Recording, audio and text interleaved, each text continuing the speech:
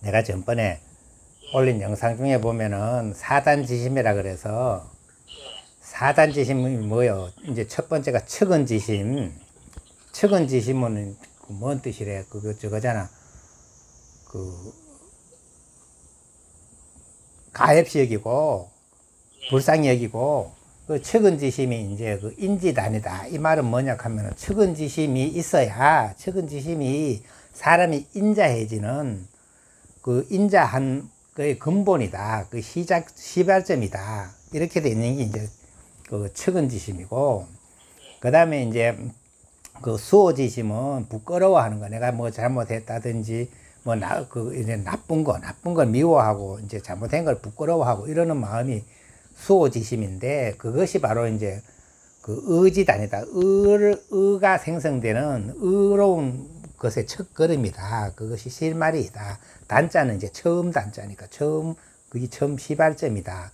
그 단어는 처음도 되고 끝도 되는 거라. 그리고 이제 그 사양지심, 시비지심, 이래가 네 가지를 네 가지의 처음 마음이기도 하고 끝 마음이기도 한 거. 이걸 사실 처음 마음으로 치면은 요 네 가지 마음이 있어야 사람은 이제 그 지가 있을 수 있는 것이고, 그게 발전돼 갈 수 있는 것이고, 만약에 이제 그게 끝으로 치면은 아무리 이제 사람이 악하고 못 배우고 이랬다 해도 사실 결국 그 근본적으로는 사단지심이라 하는 보배를 누구든 가지고 있다는 거지. 그 사람이면은 그 실제로 척은지심이 없을 수가 없고, 그 다음에 이제 그 부끄러운 마음도 없을 수가 없고, 사양지심도 없을 수가 없고, 그 다음에 옳고 그런 걸 모를 수가 없다 이거지. 근데 한번 잘 생각해 봐. 이 척은지심이라 하면 거는 우리가 이제 그 불쌍한 사람을 불쌍한 거 보고, 가여운 걸 보고 가엾이 여기는 마음이 척은지심이라 하면은, 이거는 그렇게 어려운 건 아니야, 그지? 사람이 누구든 저절로 가질 수 있어. 그렇게 맹자가 비유할 때는 철 모르는 어린애가 아무것도 모르고 그 우물에 빠질 것처럼 우물로 기어가고 있으면 가서 구한다 이거지. 그 기어가가 떨어지지 않게. 그게 척은지심의 이제 그 마음 본성을 보여주는 건데, 그거는 어려울 게 없잖아. 누구든 그 정도는 되지. 근데 만약에 그 척은지심이 없다면은, 그게 진짜로 없다면 그건 사람이 아니다 그랬단 말이지, 맹자가. 그 다음에 이제 수호지심도 마찬가지라. 내가 이제 그 나쁜 거는 보고 싫어하게 돼 있고, 나쁜 거는 미워하게 돼 있고, 내가 이제 예를 들어 가지고 잘못했으면 부끄러워하게 돼 있는 게 정상이지. 그 부끄러운 마음이 하나도 없다 하는 거는 있을 수 없는 거지. 그러기는 그게 진짜로 없다면은 이제 그거는 사람이 아니다. 그 다음에 사양지심도 마찬가지로, 우리가 욕심이 많다 하더라도 자꾸 뭐가 주면 이제 그만 사양할 줄 아는 게 사람이지, 양보할 줄 아는 게 사람이지, 뭐든지 내가 먼저 해야 되는, 이렇게까지는 안 된다 이거지. 아무리 욕심이 많아도. 그러니까 이제 요 사단지심은 마음이 처음의 시발점이기도 하고, 이제 그게 마지막 마음이기도 한, 이제 두 가지 다 되는 거지. 근데 내가 가만 생각해 보니까, 척은지심이나 이제 수호지심이나 사양지심은 사실상 웬만해가는 설명 안 해도 다 저절로 되는, 쉬워. 근데 마지막에 시비지심은 그렇게 간단하지가 않아. 가만 생각해봐. 예를 들어 시비지심 가면 옳고 그런 걸 알아야 되거든. 무엇이 옳은지 무엇이 틀린지를 알아야 되는 것인데, 그 시비지심이 뭐냐 하면 지단이다 이래 돼 있어. 그러면 뭘까 하면 알지자에 지혜지자, 지혜롭게 아는 것의 시작이다 이거래. 옳고 그런 걸 구분해야 되지. 옳고 그런 걸 구분을 못하면은 지혜롭지 못하다는 뜻이잖아. 그러면 내가 가만 생각해 볼 때는, 예를 들어가 한번 문제를, 보살이 집에서도 한번 그 연구를 한번 해봐. 한 문제를 100가지 문제를 출제를 하되, 보살 혼자 생각해 가지고 문제를 100문제를 만드는데 어떻게 만드느냐 하면은, 이제 옳고 그런 거, 시와 비, 우리 불교에서는 시비심이라 그래가, 시비심 자체가 통째로 없어지면 시와 비가 없어져서 있겠네. 그거는 격을 초월한, 벗어난 깨달음의 이야기를 하는 것이고, 우리 이제 지금 얘기는 그 얘기를 하는 게 아니라, 일반이 살면서, 우리 세상에 살면서 옳고 그런 걸 구분을 제대로 해야 된다 이 말이지. 깨닫는 거는 또 그 최후에 깨닫는 것이고. 그런데 이제 왜 그런 생각이 나느냐 하면은, 세상에 요새 뉴스가 막 언제든지 들을 수 있고 이런 상황에서 보면은 이거 뭐 좀 잘 사는 곳에 뭐 이렇게 평화로운 곳은 그런 사단 지심이 있어가지고 아주 훌륭한 사회도 있고 그 경제적으로도 열악하고 사상적으로도 열악하고 굉장히 이제 불행한 이런 곳에는 이 사단 지심을 가르칠 여유조차도 없어. 뭐 사는 게 당장 먹고 살기도 배가 고파 힘들고 이러면 이거 뭐 완전 아기 세상이지. 아기 세상. 배가 고프면 아기 세상이요. 근데 그거 뭐 사단 지심을 이야기하겠어.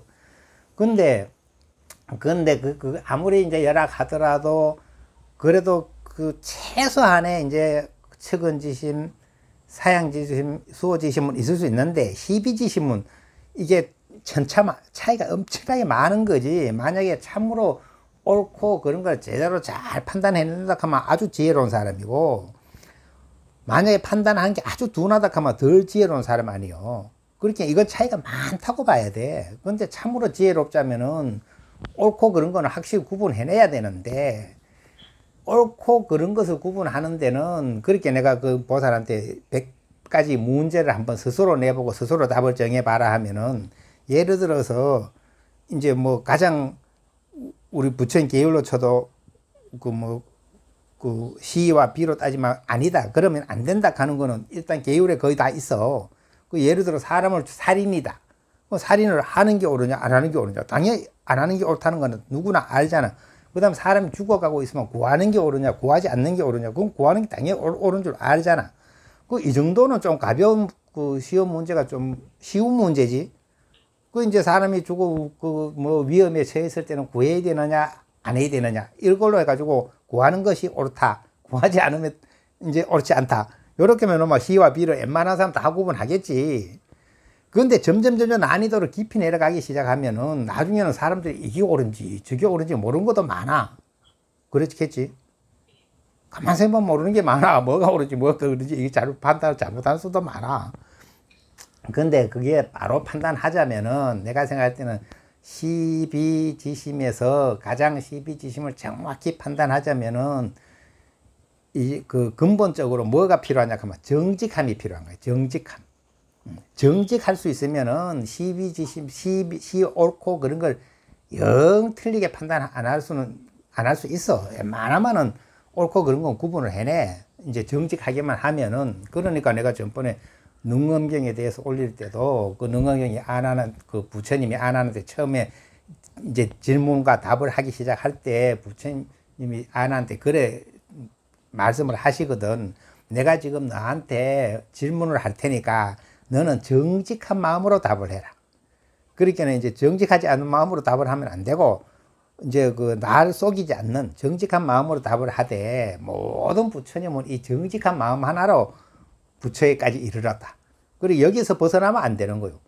정직하지 정직하면은 내가 굳이 이제 웬만큼 이제 뭐 지식적으로 습득을 못했다 하더라도 옳고 그런 거는 구분해낸다고 봐야 되지. 정직하지 않으면은 옳고 그런 게 구분이 잘 안 돼. 옳고 그런 게 구분 안 될 위험성이 많아. 근데 정직하다 하는 거는 뭐가 정직한 거예요?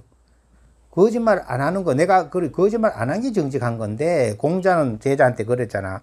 어느 제자가 하도 아는 체 많이 하니까 네가 자꾸 아는 것처럼 얘기하는 거는 틀렸다. 그렇게 너는 안다는 거는 무엇이냐 하면은, 아는 것을 안다 하고 모르는 것은 모른다 하는 것이 아는 것이다. 참 아는 것은, 내가 아는 것은 안다 그러고 모르는 거는 모른다 그러면은 정직한 거잖아. 그건 정직한 거야. 정직하면 그게 아는 거라고 공자가 얘기를 했거든. 그리고 공자한테 사람들이 자꾸 공자가 이제 성인이고 뭐든지 이제 질문하면 가르쳐 주고 하니까, 이제 묻기를 죽은 뒤에는 어떻게 되느냐고 자꾸 묻자네. 죽은 뒤에 어째 되냐고 자꾸 물으니까 공자가, 내가 사는 삶도 다 모르는데 그 죽은 뒤를 어떻게 아느냐고. 근데 공자가 알았는지 몰랐는지 그건 공자 개인 이야기지만은, 우리 보통 사람은 죽은 뒤에 어떻게 되는지 몰라. 그러면서 죽은 뒤에 어떻게 되는지 모르면서 아는 것처럼 얘기하는 수가 많아. 그렇죠. 그건 모른다 해야지. 얘를 죽은 뒤에 죽으면 아무것도 없어 하는 것도, 죽은 뒤에 아무것도 없는 줄도 모르잖아. 그런데 왜 자꾸 아무것도 없다고 규정을 해? 그것도 모르면 모른다 해. 정직하지 않는 소리야. 그 다음 죽은 뒤에 뭐 천당 간다. 이렇게 해도 천당에 있는지 갔다 온 사람이 내가 죽어서 천당 갔다 왔다고 증명한 사람이 없어. 그러면 죽은 뒤에는 모른다 해야지. 그거 뭐 가니까 어떻더라 하는 거는 다 거짓말이야. 그건 정직하지 않는 거요.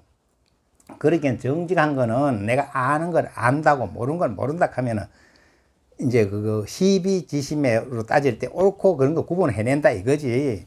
근데 만약에 이제 내가 진짜로는 모르면서 아는 것처럼 얘기했다가 그것이 이제 이 많은 사람들이 그게 맞다 그 이제 동조를 하기 시작하면 부작용이 더 커져. 그 지금 세상에 살아가는 거 보면 전부 다 이치에 안 맞는 거 가지고 누군가가 이제 이렇다고 법을 정해 놓으면은 그게 맞다고 따라가면서 쓸데없이 뭐 심지어는 얼마나 악습이 있노 하면 지금 인도에서도 그 인도에서 보면은 한 1920년대까지 그 악습이 남아 있었어. 그 중에 한 개가 뭐냐 하면 아주 흉한 사띠라 하는 악습이 사띠 하는 그 풍습이 있었는데 그거 뭐냐 하면은 그 인도 그쪽에서 이제 남편이 죽으면은 아내가 남편 화장할 때 불에 뛰들어가 같이 타 죽어. 산 사람이. 근데 그게 이제 논리는 어디에 있노 하면은 네가 이제 남편을 사랑하는 마음에 남편을 따라가 불에 타 죽었기 때문에 죽은 뒤에 이제 저 하늘의 나라에 가서 남편을 만나가 행복하게 산다는 거예요. 그게 근데 그게 그래가 살아본 사람이 그래 살다 내려온 사람이 한 사람도 없어. 근데 누가 그런 말을 했냐 말이지. 누가 뭐 그따구 소리를 해가지고 그것이 진짜인 줄 알고 진짜 그런 줄 알고 전부 다 모르면서 아는 소리 한가 아는 척 한 거지. 그게 그런 줄 어떻게 알아? 그 증명이 안 되지. 근데 그런 악습이 있었단 말이지. 그래가지고 그냥 그 전날 보면은 지금 또 그런 이야기 들으면 진짜 들을 수가 없어. 너무 비참해서. 그 남편이 죽으면은 그 젊은 그 아내를 갖다가 그 전날 술을 잔뜩 내가 정신을 잃도록 해놔놨다가 그 다음날 화장할 때 같이 집어넣는 거예요. 산채로. 그래가지고 막 기 나온다고 이쪽에 긴 짝대기를 준비하고 있다가 기 나오면 막 밀어 넣어. 그냥 타 죽으라고. 그래가 그때 이제 그게 1920년도도 그런 일이 있었다니까. 그리고 영국 정부에서 막 그 짝대기 밀어 넣은 사람 범인 찾아가지고 이제 살인죄로 막 재판하고 할 때 그때도 또 그 노인네들은 그 데모하러 왔다니까. 그 풍습 없애야 된다고. 가니까 그 풍습 없애면 안 된다고. 이런 바보들이 어디서? 근데 그런 게 전부 다 알지도 못하면서 정직하지 않으면서 그렇다고 규정하는 어리석음 때문에 시와 비를 구분 못하는 것 때문에 생긴 거잖아. 생긴 병폐지. 근데 이 세상에 지금 그런 병폐가 얼마나 많아. 맞습니다. 엄청나게 많아. 그 옳고 그런 거 구분 못하는 병폐가 엄청나게 많아. 그러니까 그 참 내가 들어볼 때는 공자처럼 지가 아는 걸 안다 하고 모르는 걸 모른다 하고 공자는 서서히 죽은 뒤에 어디든지 알았더라도 그거 하면 알아들을 사람이 없으니까 어차피 다 대부분 사람들이 죽은 뒤에 일은 모르니까 공자도 그게 가장 납득되기 쉬운 답이지. 모른다 그래서 가장 정직하게 답한 거요. 그러면 되는데 꼭 모르면서 아는 것처럼 뭐 하는 거는 내가 생각할 때 옳지가 않아. 보살이 생각할 때 어떻게 생각해? 명 옳지 않다고 느껴지지. 그렇게는 희비지심에 대해서 설명을 하자면은 한번 보살이 집에서 연구를 한번 해봐. 100가지 문제를 만들어. 그냥 예를 들어서 이제 모든 맨 처음에 가장 큰 거부터 치면 우리가 이제 사람이 살아가는데 이제 제약 중에는 이제 살생, 살인, 살생은 보면 막 숱하게 이제 살생은 작은 미물도 죽이면 살생이니까.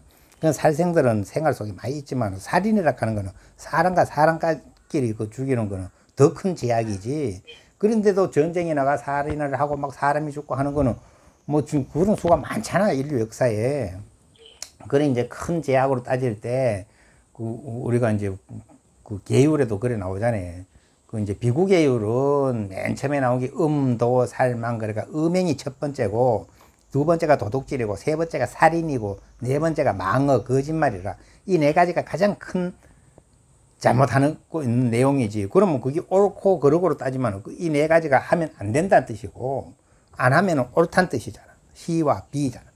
그런데 이 정도는 웬만해가 좀 알아들어내, 그죠? 근데 점점 내려가기 시작하면은, 나중에는 이제 옳고 그런 거 가지고 내가 옳다, 네가 옳다 서로 싸우기 시작하면은 진짜 옳은 게 뭔지 구분 못하는 수도 많아. 근데 그거는 이제 구분 못하는 이유는 내가 가만 살펴볼 때는 정직하지 않아서, 정직하지 않는 데서 C와 B가 어그러지기 시작하는 거요.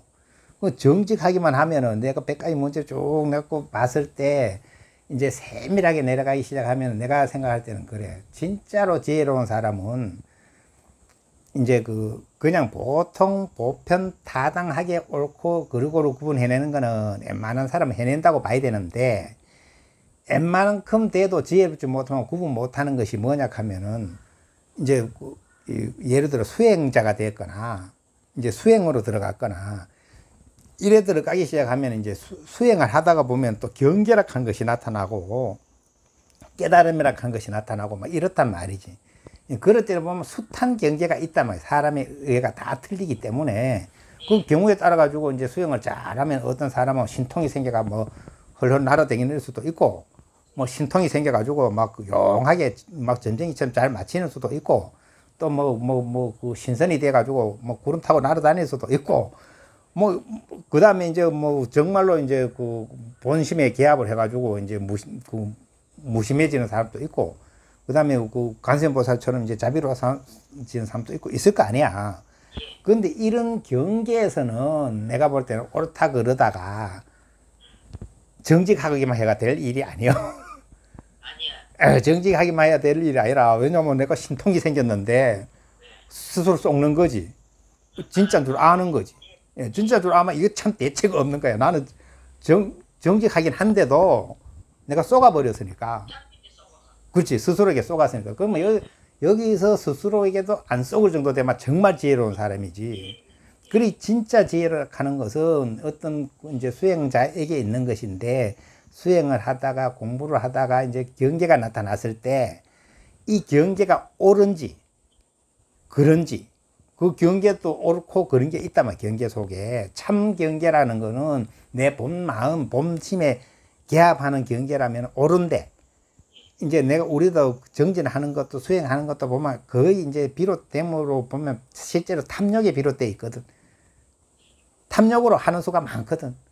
탐욕이 아니고 순수하게 해내면 되지만 그게 불가능하지. 거의 탐욕으로 하지, 처음에는. 처음에 탐욕으로 하기 시작하면은 여러 가지 경계가 나온단 말이에요. 말하자면 뭐 접신이 되는 수도 있고, 뭐 신통이 생기는 수도 있고, 안 그렇겠어? 그러고 이제 뭐 너무 고요해서 이제 텅 빈 이제 그런 걸 얻을 수도 있고, 뭐 소위 삼매를 얻을 수도 있고, 뭐 가지 경계가 있는데, 야, 그거는 옳은지 그런지 누가 판단하느냐고. 근데 만약 틀린 경계가 왔는데 옳은 줄 아마 이건 또 누가 해결해 주느냐고. 거기서는 참 지혜가 필요하지, 참 지혜가. 그런데 이제 그런 참 지혜라는 거는 우리가 가장 지혜로운 분으로 생각하는 분은 당연히 이제 부처님이고, 이제 옛날부터 큰 성인들, 뭐 공자나 뭐 맹자나 뭐 예수나 다 이제 큰 성인들이 이제 그나마 보통 사람보다 지혜로우니까 옳고 그런 걸 더 명확히 잘 분별해 놓으셨으니까 우리는 그런 분들의 말씀을 이제 듣고 참조를 해야 되지. 근데 이제 내가 생각할 때는 그래. 내가 이거는 이제 내 주장으로 하자면, 과연 내 주장이지만은 나는 그런데 의지해가지고 주장을 해보면은 이 공부 수행을 한다든지 어쨌든지 해가지고 이제 이 바른 경계냐 이제 어긋난 경계냐는 옛날 이제 조사 스님들의 그 말씀에 이제 기준을 삼아가 보면은 크게 어긋나지 않을 것이다 보는 거지. 그렇게 요 평상심에 내 본래의 평상심으로 이제 가까워지고 있고 그것이 드러나고 있고 그것이 느껴지면은 옳고, 이제 그게 아닌 이제 나머지 어떤 걸로 뭐 신통한 거, 신기한 거, 신통한 거, 또 뭐라 해야 되나. 하여튼 그런 종류들은 나타나면 조심해야 된다 이거지. 근데 우리는 뭐 경계는 어떤 경계도 나올 수 있는데 그걸 자기가 판단해낼 것인가.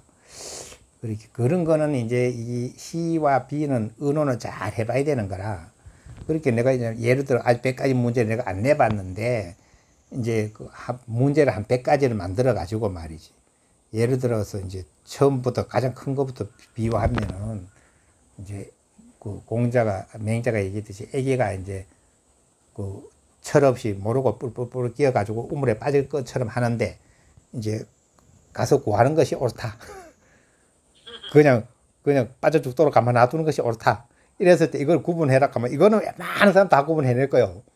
가서 구해내는 게 옳다. 이거는 이제 정답을 맞춰내겠지. 이런 식으로 점점 내려가는 거지. 이제 예를 들어가 뭐 세상 살다 보면 별 일이 다 있잖아요. 근데 분명히 다투는 건 다 우리가 시비한다 하죠. 시비한다. 그렇게 옳고 그런 거 가지고 싸우잖아. 근데 이제 그런 걸 옳고 그런 걸 정확히 해내면 싸움이 안 나. 근데 다 이제 내가 보는 점에는 내가 옳다고 생각하는 건 여기 옳다고 생각하고 상대는 저기 옳다고 생각하니까 둘 다 서로 옳다고 싸우거든. 그런데 분명히 그 객관적으로 참으로 옳은 게 있거든. 참으로 옳은 걸 우리가 보는 지혜가 있어야 되는데, 야, 그 지혜는 어떻게 이제 만들어질 것인가. 한번 잘 생각해 봐야 되는 거지. 그렇게 사람한테는 본래 비유는 이래 돼 있는 거거든. 우리가 이제 옥이라 하는 돌은, 돌로 있을 때는 일반 돌하고 똑같아. 그러니까 그게 별로 더 좋은 돌인지 알 수가 없어. 근데 깎고 놓고 나면 그게 옥이에요, 옥. 보석이 되는 거요. 그리고 옥은 깎아야 쓸모가 있고, 다듬어야 쓸모가 있고, 그래, 돌 속에 옥이라 하는 보석이 갖춰져 있는 거지, 성품이.